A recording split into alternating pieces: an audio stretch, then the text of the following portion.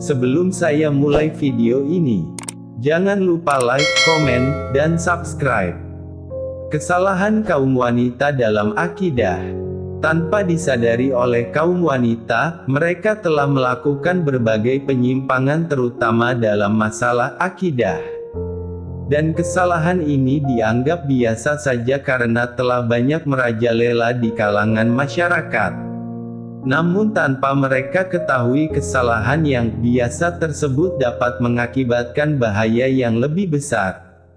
Di antara kesalahan-kesalahan itu adalah: pertama, pergi ke tukang sihir dan tukang ramal untuk menyembuhkan penyakit atau melepaskan pengaruh sihir atau mencari pekerjaan. Rasulullah Shallallahu Alaihi Wasallam telah melarang kita untuk mendatangi mereka. Beliau Shallallahu Alaihi Wasallam bersabda, "Jauhilah 7 perkara yang membinasakan." Para sahabat berkata, "Wahai Rasulullah, apakah 7 perkara itu?" Beliau berkata, 1. Syirik kepada Allah. 2. Sihir. 3. Membunuh jiwa yang diharamkan oleh Allah kecuali dengan sebab yang dibenarkan oleh agama. 4. Memakan riba. 5. Memakan harta anak yatim. 6. Lari dari peperangan. 7. Menuduh wanita mukminah berzina. Hadits riwayat Al-Bukhari nomor 2766, 5764, 6857 dan Muslim nomor 89, dari sahabat Abu Hurairah radhiyallahu anhu. Barang siapa yang mendatangi peramal lalu bertanya kepadanya tentang suatu hal, maka tidak akan diterima salatnya selama 40 hari.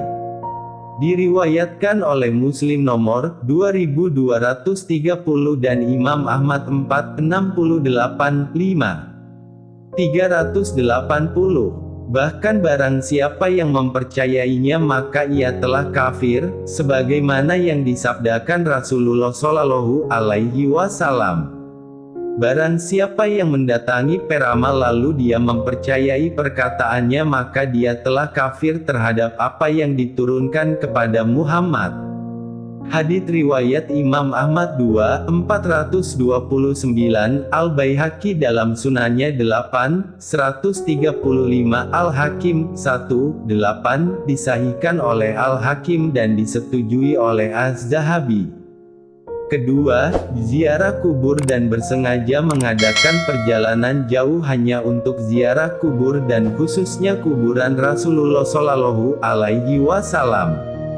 Diriwayatkan dari Abu Hurairah radhiyallahu anhu bahwa Rasulullah Shallallahu Alaihi Wasallam bersabda, "Allah melaknat kaum wanita yang banyak berziarah kubur." Dikeluarkan oleh At-Tirmidzi dan dinilai sahih oleh Ibnu Hibban. Rasulullah Shallallahu Alaihi Wasallam juga bersabda, tidak boleh mengadakan safar, perjalanan, dengan tujuan beribadah kecuali ketiga masjid, yaitu, Masjidil Haram dan masjidku ini, Masjid Nabawi, serta Masjid Al-Aqsa. Hadits riwayat Al-Bukhari nomor 1197, 1864, 1995, Muslim nomor 827 dari sahabat Abu Sa'id Al-Khudri. Ketiga, memulai ucapan salam kepada wanita-wanita kafir dan saling berkasih sayang dengan mereka, juga mengucapkan selamat pada ulang tahun atau tahun baru dan semacamnya, termasuk mengucapkan selamat untuk hari raya mereka. Hal ini haram untuk dilakukan karena termasuk ungkapan simpati kepada musuh-musuh Allah Azza wa Jalla. Allah Subhanahu wa Ta'ala telah berfirman, "Kamu tidak akan mendapati sesuatu kaum yang beriman kepada Allah dan hari akhirat, saling berkasih sayang dengan orang-orang yang menentang Allah dan Rasul-Nya, sekalipun orang-orang itu bapak-bapak, atau anak-anak atau saudara-saudara ataupun keluarga mereka." Qs. Al-Mujadalah 22. Dan Rasulullah Shallallahu Alaihi Wasallam telah bersabda, "Janganlah kalian memulai ucapan salam kepada orang Yahudi dan Nasara." Hadits riwayat Muslim. Keempat, tidak mau berusaha dan enggan untuk mempelajari ilmu syariat khususnya yang berhubungan dengan hukum-hukum dan masalah-masalah kewanitaan, al-masail maratul muslimah. Rasulullah Shallallahu Alaihi Wasallam bersabda, menuntut ilmu adalah wajib bagi setiap muslim. Hadits riwayat Ibnu Majah dan disahihkan oleh Syekh Al-Albani. Diriwayatkan secara mauquf dari Ummul Mukminin Aisyah radhiyallahu anha. Sebaik-baik kaum wanita adalah kaum wanita sahabat Ansar. Mereka tidak dihalang-halangi rasa malu untuk mempelajari pengetahuan yang mendalam tentang agama. Hadits riwayat Al-Bukhari dalam kitab sahihnya bab malu dalam menuntut ilmu. Hadits ini dimausulkan oleh Muslim 1/180 dengan sanad hasan. Kelima, berteriak dan meraung-meraung, memukul-mukul wajah dan merobek pakaian ketika ada yang meninggal dunia. Rasulullah Shallallahu Alaihi Wasallam bersabda, tidaklah termasuk dari golongan kami orang yang memukul pipinya, merobek saku pakaiannya dan meneriakkan teriakan-teriakan jahiliyah. Muttafaq alaih. Beliau Shallallahu Alaihi Wasallam juga bersabda, wanita yang meratap apabila dia tidak bertaubat sebelum meninggal, maka pada hari kiamat dia akan dibangkitkan dan dipakaikan pakaian dari cairan tembaga serta mantel dari penyakit kudis. Hadits riwayat Muslim.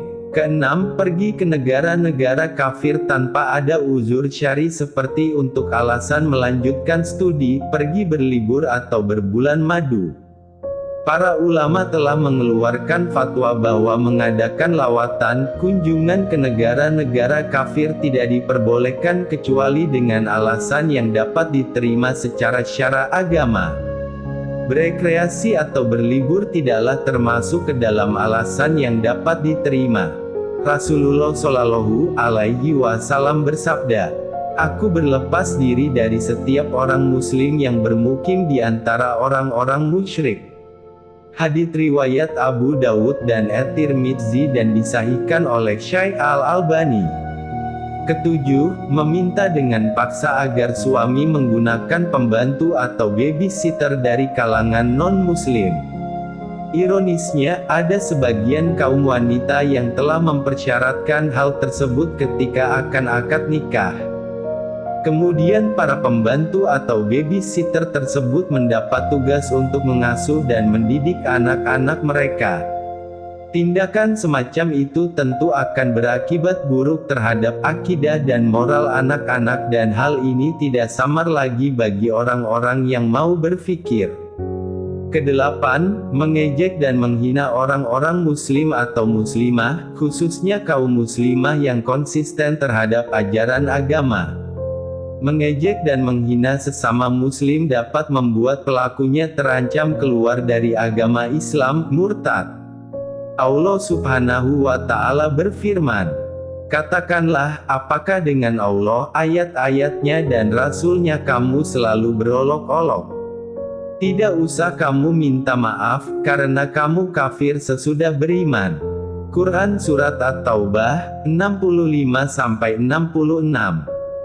Kesembilan, perasaan tidak sabar yang dimiliki oleh sebagian kaum wanita ketika tertimpa musibah, sehingga dia berdoa lebih baik mati saja.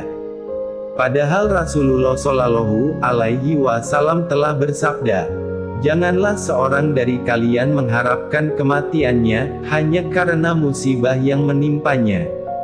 Kalau dia memang harus berharap berdoa, hendaklah dia mengatakan, ya Allah, hidupkanlah aku selama kehidupan itu lebih baik untukku dan matikanlah aku apabila kematian itu lebih baik untukku. Muttafaq alaih. Semoga video ini dapat bermanfaat bagi teman-teman semua. Jika teman-teman merasa video ini bermanfaat bagi teman-teman, jangan lupa like, komen, dan subscribe. Terima kasih.